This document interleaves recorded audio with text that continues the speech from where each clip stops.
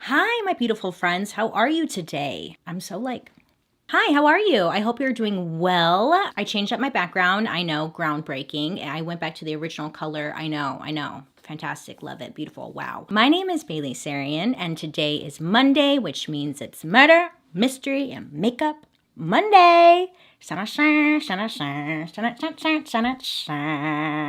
you are new here, hi. Every Monday I sit down and I talk about a true crime story that's been heavy on my... That wasn't a good one. Heavy on my... Okay, we got it. Noggin. And I do my makeup at the same time. If you're interested in true crime and you like makeup, I would highly suggest you hit that subscribe button. I'm here for you every Monday and I upload on Saturdays as well. But other than that, I think that's all I have to say. Oh, don't forget to like and subscribe and do all that nonsense. Take a lap, walk around, grab a snack, come on back, and back. Oh, damn. I feel like I was on a roll there. So last week we talked about that very suspicious case. Suspicious in all sorts of ways. So, someone just got away with it. Spoiler, sorry. Anyways, today I want to talk about a story that I've been working on for like a year.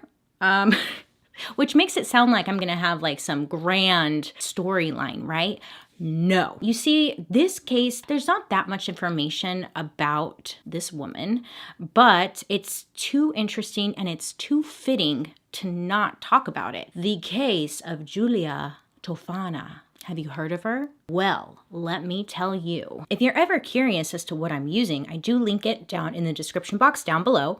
But other than that, I will just shut my little mouth and get right into it because this chick is crazy. So, she is the most successful serial killer whose name you've probably never heard of. Let's welcome to the stage Giulia Tofana. I'm sorry, that setup was like I was announcing her. Okay. Yes, she's the most successful serial killer. That is never talked about. Giulia killed hundreds of men in the 17th century in Italy when she turned her makeup business into a poison factory. Did I tell you it was fitting? Because it kind of is. Well, no, because I'm not killing people. Never mind. Giulia was selling a deadly concoction called aqua tofana, which was thought to have been laced with arsenic, lead, and belladonna, which I didn't quite understand what belladonna was.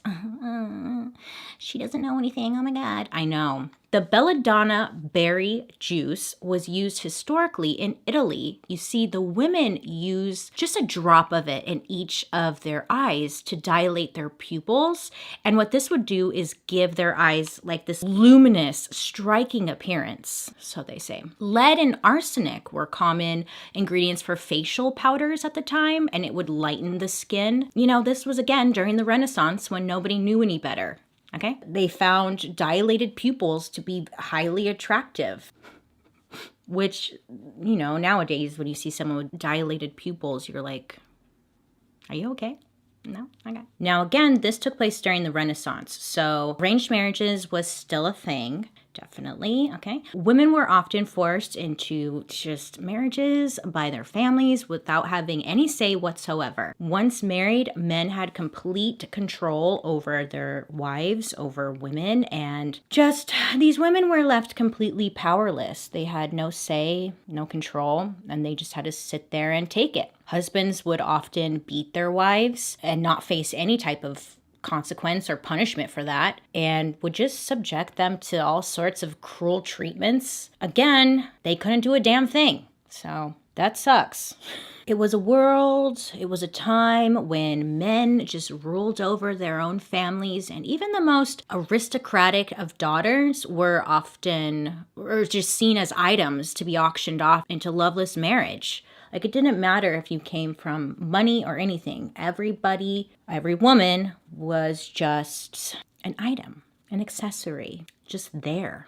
Divorce definitely was not a thing yet. You would never think to just leave your husband. You wouldn't even bring it up. So don't even think about it. Sit there, look pretty, smile, and be a wife. Sounds awful. So what do you do when you're in these loveless, unhappy, abusive marriages that you literally cannot get out of? What's your only option? Well, some would say murder.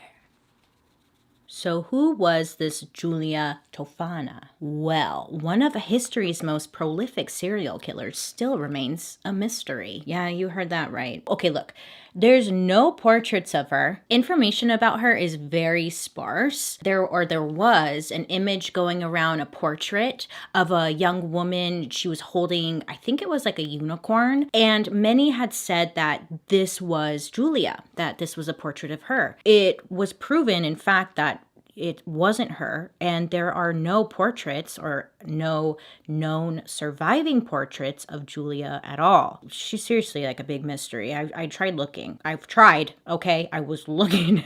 Couldn't find much. I mean, it was a long time ago. What do I expect? Giulia Tofana was possibly the daughter of a woman named Theophania D'Adamo.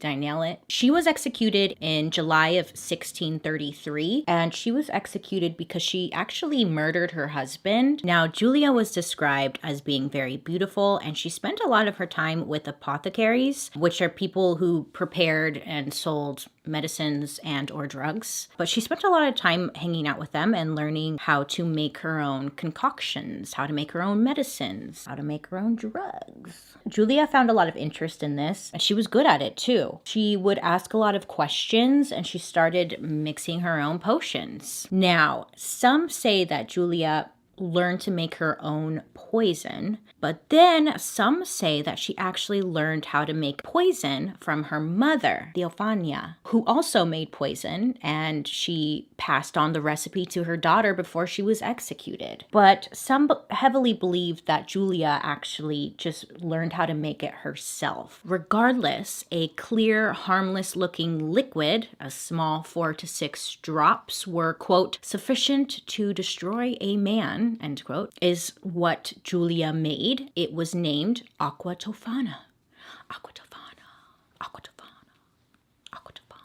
Sounds bougie. So this product, it would appear to be like a typical women's cosmetic product, or even a religious healing oil that no husband or no person would suspect of being deadly poison. And this poison was in Giulia's possession, and she began to sell it, and also her daughter also helped make and sell it as well. I'm sure you all know this, like fragrance commercials. God, they're the worst. It's like, what is going on? They never make sense. They're always so sexual and just ridiculous. They never just make sense, right? Anyways, what I'm getting at is Aqua Tofana sounds like something that would be like those damn Johnny Depp commercials where he's like just being weird out in the desert and they're selling a fragrance. That's what it reminds me of.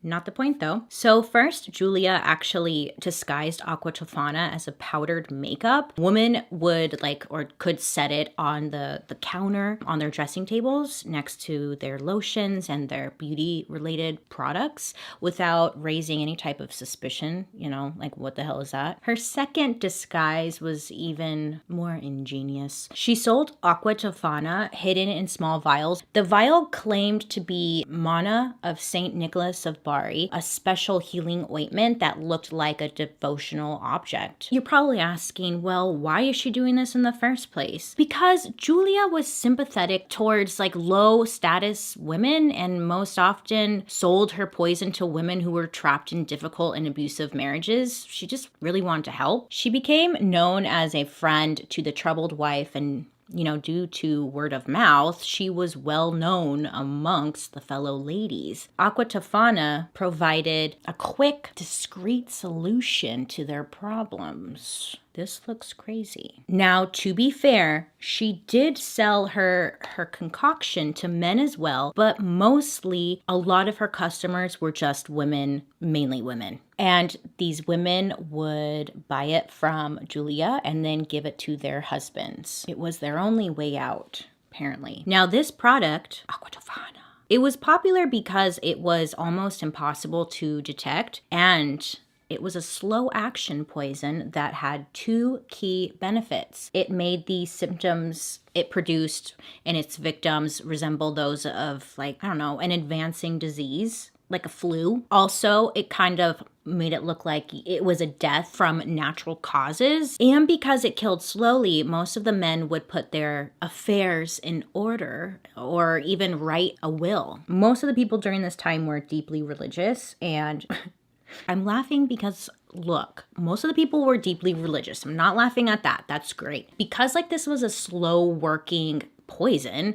it gave the men time to repent his sins, which was highly believed to guarantee their entry into heaven, which also made the wives feel better, like, oh, well, at least he repented his sins, so now he's gonna like go to heaven when he dies. So it kind of like made, the women just feel better. And plus they wrote a will. Now, Aqua Tofana, if I say it one more time, this product was also colorless, tasteless, and she made it a liquid versus the powder. That way it was easy for women to mix it in with their water or their wine during meals. A lot of the times also they would eat like soup and they would just put a couple of drops right in there. Now the symptoms would actually go unnoticed. The first small dosage would produce cold-like symptoms, and by the third dose, the victim would feel very ill, be throwing up, dehydration, diarrhea, and a burning sensation in their stomach.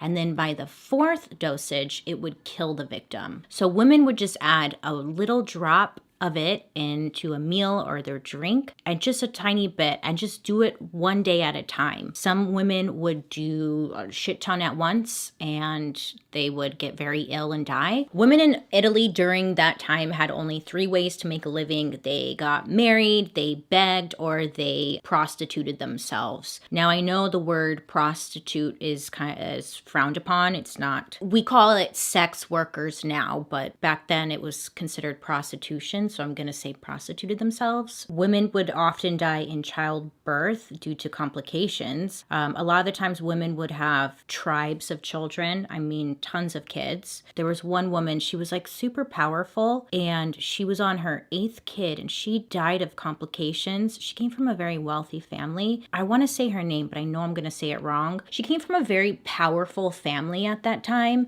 and they were very, very wealthy. So you would think like even the wealthy people could afford to take care of their women, and they did not. They often just died after trying to give birth or giving birth. Women, again, were beaten and mistreated and just powerless. And, well, some women just straight up hated their husbands. And a lot of women just feared childbirth because, they could die. Look, their lives seemed to just not be that great. I think we can all agree on that. And they weren't listened to, they weren't heard. And if you're getting beat all the time, it's much better to be considered a widow, which was like kind of frowned upon. It's a way better option than dying, that's for sure. I think we can all agree on that. But you shouldn't murder people, Bailey. You can't say that. I'm not saying that. So her clients were very protective of her, and her clients would only recommend Giulia if they knew it was somebody that could be trusted and someone that was a good friend. And nobody would ever, send someone Giulia's way if they knew like this person's shady or whatever. So it was, again, all word of mouth. They were really protective of her because if authorities found out what Giulia was doing, what she was selling, not only would she be murdered, but also her client list would go down with her. So everybody was very quiet about what was going on. It was like everyone's just little secret. Now, in order to sell this product, Giulia really just needed a front. So what she did was she opened up her own cosmetics counter, but not really, because it was just she was selling her own cosmetics to women in southern Italy. Some women would just come to her looking for cosmetics, but most of her clients would be interested in Aqua Tofana. And if there were any suspicion going on about what Giulia was doing, she could easily be like, what are you talking about? I'm selling cosmetics, obviously. And this seemed to work for her because she was doing this for almost 50 years. Yeah, 50 years. Everyone kept their mouth shut, which is surprising. I'm not saying that women can't keep their mouths shut, but come on, you would think someone would say something, right? They were good. They were loyal. Now, poison was women's weapon of choice when they wanted to murder someone in medieval and early modern Europe. Historian Annette Drew Bear has argued that Renaissance plays featured women applying face paint on stage to reference women's false and poisonous nature. Is that what I'm doing? So Giulia Tofana wasn't the only woman associated with poisoning people in the Renaissance, not by a long shot. Giulia and her daughter, though, operated very quietly.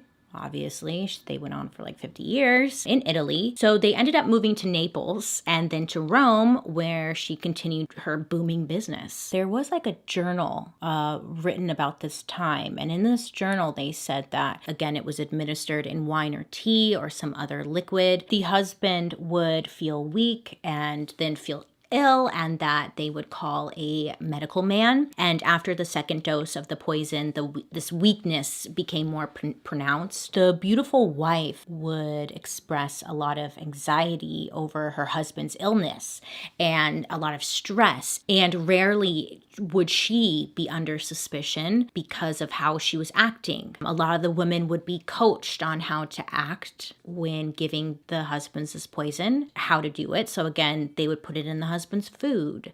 They would do 1 drop a day, just very slowly. And then when the doctor would come over, the doctor would see the husband and be like, well, you have a very simple illness. Let's give you this medicine that will make you feel 100 times better. And then the doctor would be called back again a couple days later because now the husband is doing worse. The medicine man would be just completely puzzled, like, what the hell is going on? I gave you it's a simple illness. I gave you some medicine, like you should be doing way, way better. And it would leave the doctors just really confused, like, what's going on? What did you take? Whatever. So they would give them more medication. And then next thing you know, the victim would be dead. Giulia would make sure to tell her clients what to do after the fact. So she would say, like, you need to act a certain way. You need to act like you're filled with anxiety and stress and sad and everything, right? Put on a show. Do it. And then she said, most of all, like, after they die, you need to demand a post-mortem examination, which would result to nothing. They could never trace a thing. And then the widow would 100% be seen as innocent and nobody could blame her. And Giulia made sure that all of her clients followed through with this. That way, none of them would be under suspicion that they killed the husband. And it was smart. This was, again, very long ago, and they couldn't trace arsenic or any of that in the body. So it just always left everyone confused as to what was going on. At this time, they thought it was just the flu. Everyone was getting the flu and dying. Wild times, right? Because, like, people would stub their toe and die. So, I mean, it was a pretty solid plan. Now, it may sound like Giulia was just handing out her product like nothing, right? Left and right. Here, you take it, you take it. No, she was very, very selective with whom she sold Acqua Tofana to. She made sure that any new clients she took were vouched for. She got like background checks on them, pretty much like asking who recommended them. And then she would go and check with that person. Hey, is this person legit? She was doing her homework to protect herself, to cover her ass. Shit, must I explain more? And then Giulia did a little bit of a rebranding. On the bottle, she actually included directions on how to use it. Now this was to cover her ass again, because on the bottle, it would say a little step-by-step on how to use it, which would make it seem more like a cosmetic product, like use 1 to 2 drops on the face at night. So Giulia started putting this little label on there, or even giving the women a little card, and these women would make sure to leave it on there or leave the card nearby, again, to just make sure and prove that this is a beauty product, this is a cosmetic product, this isn't anything else, like 1 to 2 drops at night, leave me alone, you know? And then if the husbands died and these women got questioned even more intensely, then they could be like, look, there's directions on it. I've been using it like so. It wasn't me. And because Acqua Tofana had belladonna in it, which was in a lot of beauty products, again, that would just further prove that it was indeed a cosmetic product. Belladonna makes my eyes nice and big for you. But good things cannot last forever, Giulia. You know, I don't know, look, real talk, I don't know if she's the good guy or the bad guy here, and I know I'm going to get a lot of hate for that, because, of course, murder is awful and never, like, nobody, no, just don't do it. Murder. Just don't do it. Again, this is during a time when women had no other choice. They couldn't get divorced. They were gonna die in childbirth. They were gonna be beaten and lived miserable, awful lives. What else were they supposed to do? Giulia is the one over here who just has like a heart of gold and wanted to help these women get out. Do you blame them? And I know that sounds awful, but think about it. Nowadays, you have so many options to get out of a marriage and whatnot, so you shouldn't murder anybody. But this, again, they didn't have any options. They were gonna die, while men got to go just do their thing and jack off. Did they jack off? Maybe. Anyways, like I was saying, in the 1650s, though, it all came crashing down over a bowl of soup. Yes, that's right, a bowl of soup. Damn it. A lady went to Giulia to purchase Aqua Tofana. She was new. Giulia did her part. She did her little background check on this lady, made sure that she's legit and she's not going to rat her out or anything. She's not a cop. But this lady, she bought the product and she takes it home. She's going to use it on her husband. She wants out of her marriage and she needs to get away from this man. So this woman, she ends up preparing her husband dinner and they're having a nice warm bowl of soup. And she takes just 2 drops and puts it right into her husband's soup. She calls him over. Honey, oh my God, soup's ready. And her husband comes over, sits down. He demands for some wine as well. And she's like, okay, yeah. So she goes and she gets some wine. He sits down. Now this lady, good for her. She obviously is a good person. She sees her husband reaching for the soup and he's going to slurp it, whatever. He takes a couple of slurps and she ends up yelling at him to stop. And she pretty much gets slapped in the face with guilt and regret. So she yells at her husband to stop eating, to put it down. Put it down, ah! And she just kind of freaks out. And she didn't say why to her husband. She's just yelling at him to put down the soup, to stop eating it. Of course, her husband's like, why do you want me to stop eating the soup? It's kind of weird. It's said that he holds her down and he beats her and he demands that she tells him what's in the soup. Like he has a feeling that there's something in the soup. What's it? You better tell me what's going on with this soup. She confesses. She said that she put poison in it. No, it's over, baby. It's over. So this husband is upset for a good reason. She just tried to kill him. And he ends up dragging her down to the authorities in Rome. And authorities hooked this lady up to some kind of torture device to get out any information she had. So it's not looking good for her. It's a little unclear if this woman was killed or not. I'm going to say she probably was, just based off of their track record. So she confesses to everything. Word got out that somebody had confessed, and it got back to Giulia. Now, Giulia was warned. She was like, hey, look, soup. It happened. This lady confessed. You need to make a run for it. You need to get out of here because they're going to come looking for you. So Giulia starts to panic. She knows her fate. She's going to die. Giulia's going to die. You're going to die, Giulia. I'm sorry. Giulia ends up packing her stuff and she goes looking for somewhere to stay. And she ends up going to a church and she asked the church for sanctuary and they granted it to her. Her plan was to stay there until she could make her escape. Not sure where she was planning to escape, but Giulia's just laying low at this church. So people are talking though. Now people got word about what this woman said over there at her arresting and her questioning, and now rumors are starting. People are talking, okay? And somehow there was a major rumor going around that Giulia had poisoned the water supply throughout Rome. You know how rumors go. It's one big game of telephone. Starts off with one thing and it ends completely out of control, overblown. She didn't do that. She didn't poison the water supply throughout Rome, but everyone believed that she did. So of course, people are livid and they want Giulia dead, okay? They want her removed. Word also got out that Giulia was actually hiding out at a church.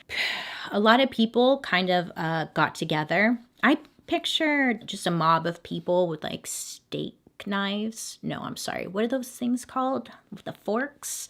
Never mind. Mob of people get together and they storm into the church demanding for Giulia. And they are telling this church, you need to hand her over, give her to us. We're burning this place down. Of course, the church is like, sorry, girl, we got to give you over, you know? So the church handed over Giulia to the authorities. They brought her in for questioning, but really, I guess they just tortured her until she confessed to what she had been doing. So Giulia ended up confessing to killing over what she averaged at 600 men between 1633 and 1651, and it was believed that the number was even higher. Authorities also got her to name some of her clients, not all of them, obviously, because she said she couldn't remember a lot of them, but she did give out names. July 1659, Giulia was executed along with her daughter and 3 employees. Yeah, remember her daughter? Sorry, I kind of didn't really mention her much because again, there really wasn't much information about her, but she did have some employees and sadly they all went down with her, which I kind of just lightly talked about 600 men. That's a lot of goddamn men. That's wow. Here's the thing. Nobody really knows, okay? This story is said to be true because there is journals written about it from that era. Again, there's no paintings of her. There's no portraits of her. There's nothing to prove that she was a real person, really. So what if this is all just BS? So Giulia, 3 of her employees and her daughter were all killed, and they were killed in Rome's Campo de Fiore. It's a square that was called the Field of Flowers because it had been kept an open field for a long time in ancient Rome, but eventually been paved over and made into a square. It would become a very popular location for hanging people and burning them at the stake. I looked it up. There's a lot of Airbnbs now. I could get an Airbnb next to this square where tons of people were hung, murdered, burned at the stake, and I could get an Airbnb there. Isn't that nuts? That's wild. Come on. History's nuts. Sadly, though, okay, so look, they were all murdered. Giulia's body was thrown over the wall into the church that had offered her sanctuary as a big FU. Now, some of her clients did indeed also get punished. After her confession, a number of clients tried to play dumb and claimed that their aqua tofana was simply for cosmetic purposes, and they had no idea, just no idea that you could kill someone with it. I had no clue. What? That's wild. It was hard to determine, okay, who was an actual client and who was actually thinking this was a cosmetic product. But some of the clients, they were also executed outright, while others were bricked into the dungeons of the Palace of Holy Office. Now, it said there were several others who were connected. I mean, obviously, if there's 600 victims, then there's a lot of people involved, but a lot of them just got away. It's also possible that the number of victims was exaggerated by Giulia because she was being tortured when she was being investigated. And, people will just say whatever you want to make the torture stop. So a lot of people also believe that she could have just been saying this number to make the authorities happy. Maybe they kept questioning her and pushing her for a bigger number. And once they were satisfied with the number that she gave them, they were like, okay, yeah, that sounds good. 600, you're dead. Some believe that Giulia was completely innocent, that she might well have simply been a woman dabbling in cosmetics at the time, and she was selling cosmetics. But during that time, there was a literal witch hunt was sweeping through Europe, and women doing anything was suspicious. And a lot of women were just being killed for anything and everything. So there are people out there who believe that Giulia actually wasn't responsible for all of this, and they killed an innocent woman. Plot twist. Am I right? So long after Giulia's death, the legend of Aqua Tofana continued. In 1791, the composer Mozart? Have you heard of him? So he fell seriously ill. He became convinced that he had been poisoned. And days before his death, he said, quote, "I will not last much longer. I am sure that I have been poisoned. I cannot rid myself of this idea that someone has given me aqua tofana." End quote. Yeah, he said it, Historians believe that he actually died of a fever from syphilis or from having eaten undercooked pork. So it was a bit of a stretch, but it's possible. His paranoia, shared by many who took ill in those days, was testimony to continuing terror inspired by Giulia Tofana. Tofana. Why'd I say it like that? I don't know. So that's the story of Giulia Tofana and her deadly concoction, Aqua Tofana. This one really sparked my interest because it's just fascinating. I don't know. We've got history, we've got Mozart, we have poison that looks like something from Alice in Wonderland, possibly a lot of victims, and you never hear about her. I don't know. I just found it to be very, very fascinating. I would love to hear your thoughts down below on Giulia Tofana. Do you believe it? I don't know, actually. I'm not going to say it. I was about to say I think it's a cool story, but I mean, that's a lot of victims, Bailey. That's not very cool. Like, shut up. Let me know who you want me to talk about next week. Other than that, I hope you have a wonderful day today. You make good choices. And please, please, please be safe out there. Don't poison anybody because nowadays you can get out of marriages and whatnot. There's no reason to murder people, okay? Jeez. I'll be seeing you guys later. Bye. Aqua Tofana. Aqua Tofana. Sorry, it's just really addicting. Aqua Tofana. Aqua Tofana. Aqua Tofana. Bye.